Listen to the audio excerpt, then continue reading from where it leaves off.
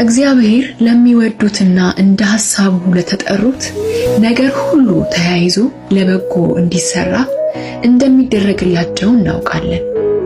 እግዚአብሔር አስቀድሞ ያወቃቸው የልጁን መልክ እንዲመስሉ አስቀድሞ ወሰናቸው። ይኸው ከብዙ ወንድሞች መካከል እርሱ በኩር እንዲሆን ነው። አስቀድሞ የወሰናቸውን ጠራቸው፣ የጠራቸውን አጸደቃቸው፣ ያጸደቃቸውን አከበራቸው። ታዲያ ለዚህ ምን እንመልሳለን?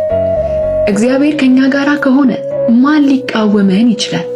ለገዛ ልጁ ያልሳሳለት ነገር ግን ለሁላችንም አሳልፎ የሰጠው እርሱ ሁሉንስ ነገር ከእርሱ ጋር እንደምን በልግስና ይሰጣል? እግዚአብሔር የመረጣቸውን የሚከስ ማን ነው? የሚያጸድቅ እግዚአብሔር ነው። ታዲያ የሚኮንን ማን ነው? የሞተው እንዲሁም ከሞት የተነሳው በእግዚአብሔር ቀኝ የተቀመጠው ክርስቶስ ኢየሱስ ስለ እኛ ይማልዳል። ከክርስቶስ ፍቅር የሚለየን ማን ነው?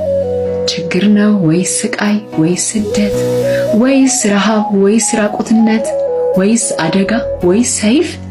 ይህም ስለ አንተ ቀኑን ሙሉ ከሞት ጋር እንጋፈጣለን፣ እንደሚታረዱ በጎች ተቆጠርን ተብሎ እንደተጻፈ ነው። ምንም አይለየንም።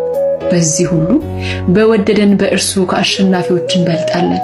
ይህን ተረድቻለሁ።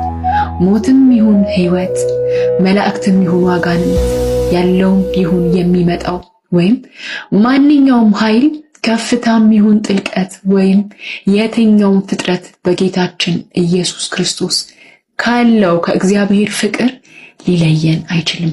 አሜን።